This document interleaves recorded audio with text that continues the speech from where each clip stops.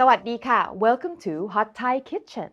I love mango and sticky rice, and I'm pretty sure just about everyone does. So today I'm going to level it up and make rainbow mango and sticky rice, which is something you can find in Thailand. It's become popular in recent years, but I can guarantee you won't find it in Thai restaurants overseas because this is a ton of work for a restaurant to do, right? But hey, I'm not a restaurant, so I can have fun with it. And I can guarantee you, even if you just do a few colors, it will get a wow at the table.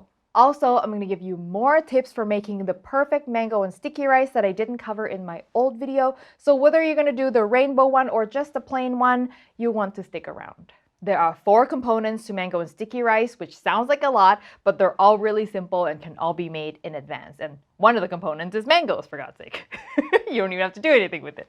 So we've got sweet sticky rice, salted coconut sauce, crispy mung beans, which are technically optional but highly recommended, and of course our mangoes. So we've got something sweet, something salty, something fruity, and something crunchy.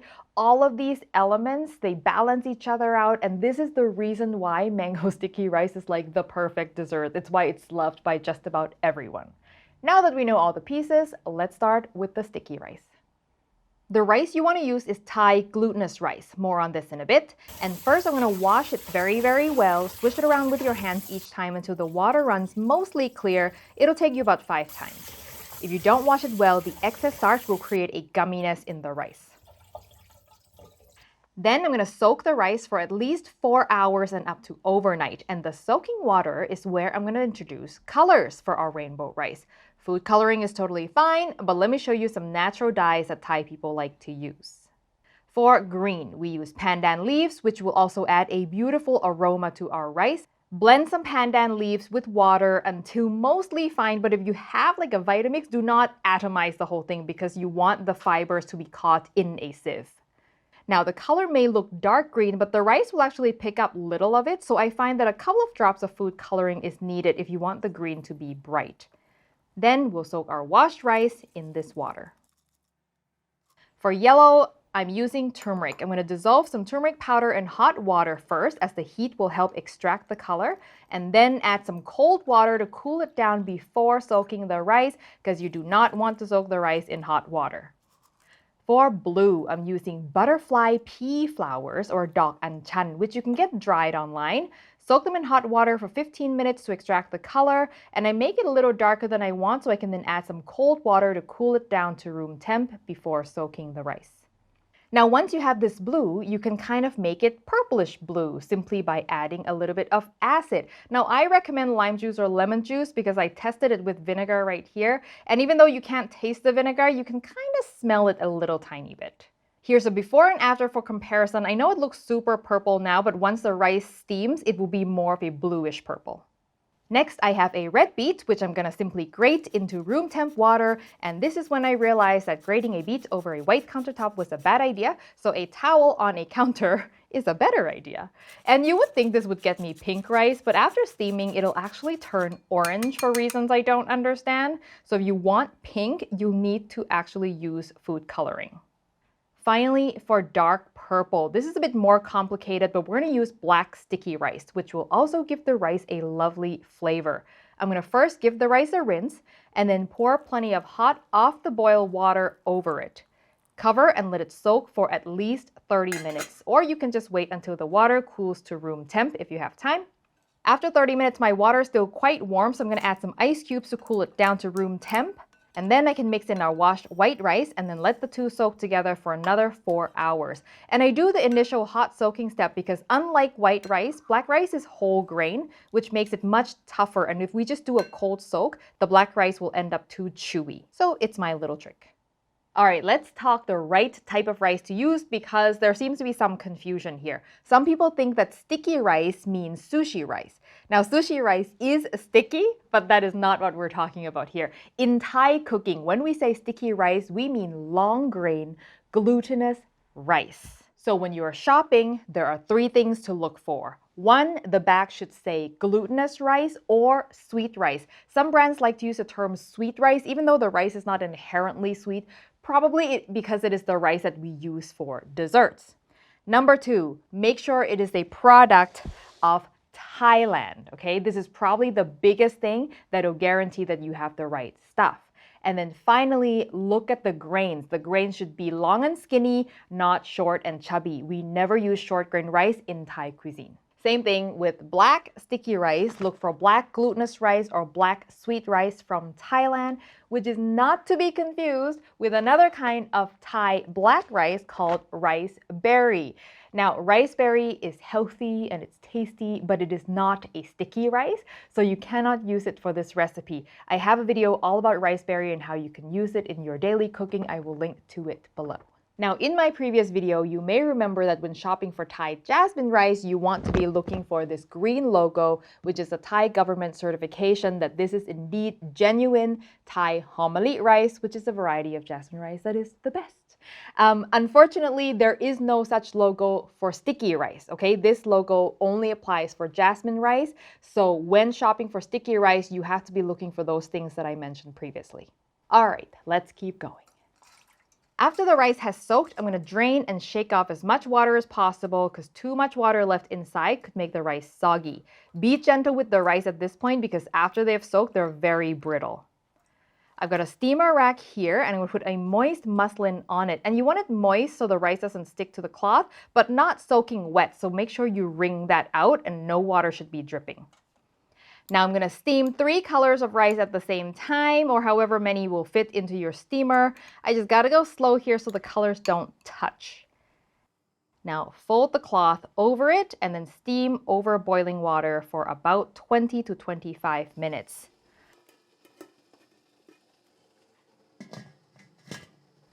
While the rice is steaming, we're going to make the coconut syrup for macerating the rice. I'm going to combine some good coconut milk, sugar, and salt in a pot. And if you want, you can also throw in a pandan leaf for extra aroma and heat it just until it's steaming hot and all the sugar is dissolved. At the first sign of bubbling, turn off the heat and keep it covered. Do not let this simmer away because you do not want this to reduce.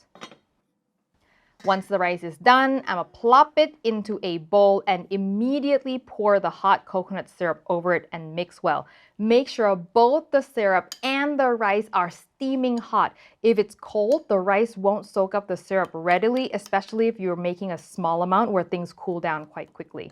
And by the way, you can also color the coconut syrup instead, but I find that coloring the soaking water is a little simpler. But if at this point you think the color is too pale, add a few drops of food coloring is totally fine. Then I'm going to cover the rice and let it sit for 20 minutes. Then come back and fold the bottom up to the top to redistribute the syrup and then let it sit for another at least 20 minutes or until ready to eat because it's done. And all that syrup will be soaked into the rice, giving us these beautiful, plump, glistening grains. I want to address a couple of very important things. Whenever you're making Thai desserts that use a lot of coconut milk, and most of them do, it is so important that you use the best quality coconut milk that you can possibly find. Longtime followers know that I use Aroidi in the carton, not sponsored, but this is the brand that I go to for years, and not Aroidi in the cans, okay? Because it's the same brand, but the difference in processing between carton versus can results in a huge difference in flavor, and carton is way better. I have a video and a blog post more on this I'll link to below. One last thing, rice cooking method. Over the years, I have shown you many different ways to cook sticky rice. Cold soak, hot soak, microwave, you name it, I have shown it to you. For this recipe, I recommend that you only use the cold water soak and then steam method, which is what we've just done. The reason is if you use any other method, the rice is going to end up on the softer side, which is fine if you're going to eat it plain, but we're going to add syrup to it. And so you run the risk of the rice becoming too soft and then mushy. Remember, mango and sticky rice is not rice pudding, okay? That creamy, broken down texture is not what we're going for. We still want the grains to be intact. Look at all our rices. They're so cool. However, that was a lot of work. I do not suggest you do all 8 at home if you can help it. Just like pick 3 colors and go with that. But I just wanted to show you all the different options. My favorite, just FYI, is probably the black sticky rice and the pandan leaves because these are the 2 that actually have a different flavor.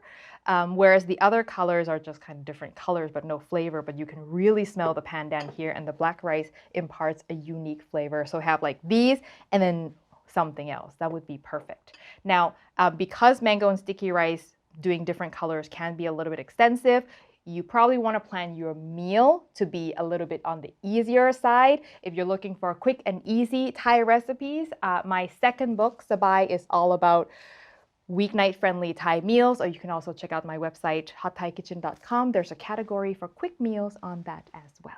With that out of the way, let's now make the salted coconut sauce, which for me is an absolutely non-negotiable part of mango and sticky rice.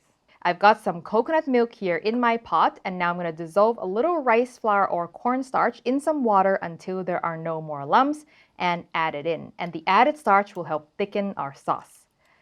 Add salt and then keep stirring over medium heat until it comes to a boil. And that is that.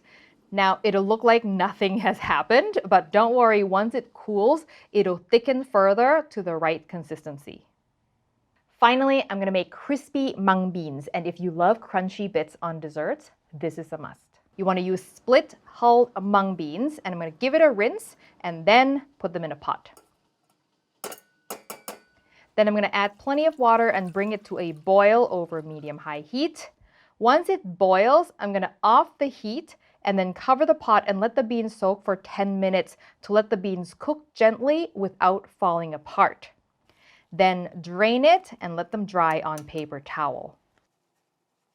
And now we're gonna toast them and get them crunchy. Grease the pan very lightly and then just stir the beans around over medium-high heat. Now you have to be really gentle at first because they're soft, especially for me. I kind of over-soak these a bit so they're a little bit too soft. But once they start to dry out, you can be more aggressive with them. When they're slightly golden brown and they'll smell a little bit nutty, about 7 to 8 minutes, they are done. And then just let them cool on a plate.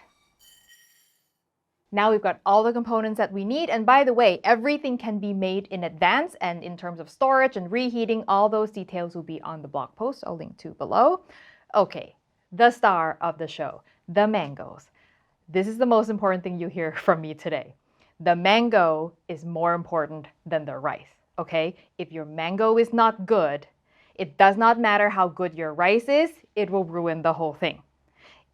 If your rice is kind of like 75% there, but the mango is great, perfect, it will be fine, okay? So you do not want to make this if you don't have mango that is absolutely sweet and ripe. My biggest tip is I buy my mangoes at least 1 week before I need them because I don't know about your stores, but at my stores, the mangoes that are being sold are nowhere near ready. They're usually a little bit green.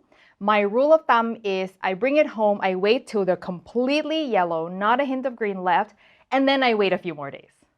If you see wrinkles, like this guy has a little bit of wrinkles, or you start seeing a black spot, those are sure signs that they're fully ripe, but they'll be sweet enough to eat even before those signs show up. It's always safe to have an extra one to cut into and test just in case.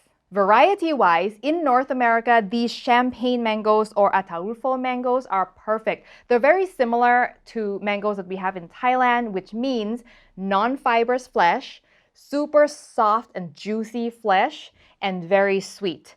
What you don't want is fibrous mangoes with really firm, dense texture, even when it's ripe, like some of those gigantic mangoes can be.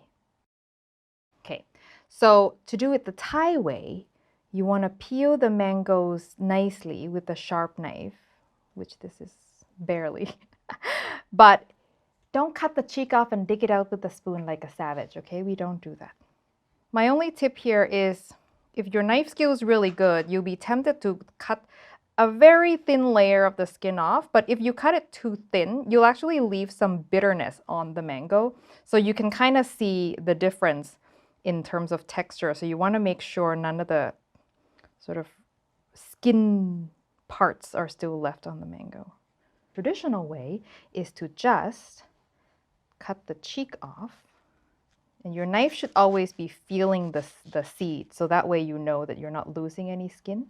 And then slice into pieces. And then the traditional portion size is half a mango per portion. Oops. And then let's do 4 different colors for this. My favorite, green, whatever color rice you want. It's super fun. I think I want this beet orange. I still don't understand why the beet turns orange in the steamer. Look at that! Look how pretty that is. The sauce goes on the rice because the saltiness of the sauce is supposed to balance the sweetness of the rice. I'll just do this for now, but I always go back for more because I feel like it really makes it. And then the crunchy bits. I just gave myself a standing ovation because this was so much work, you guys. I can't. Another trick, the mango is the sweetest on the stem side of the fruit.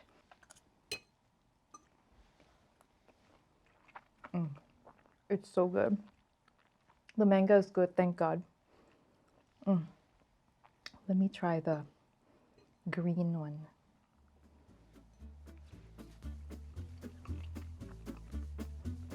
It just has everything.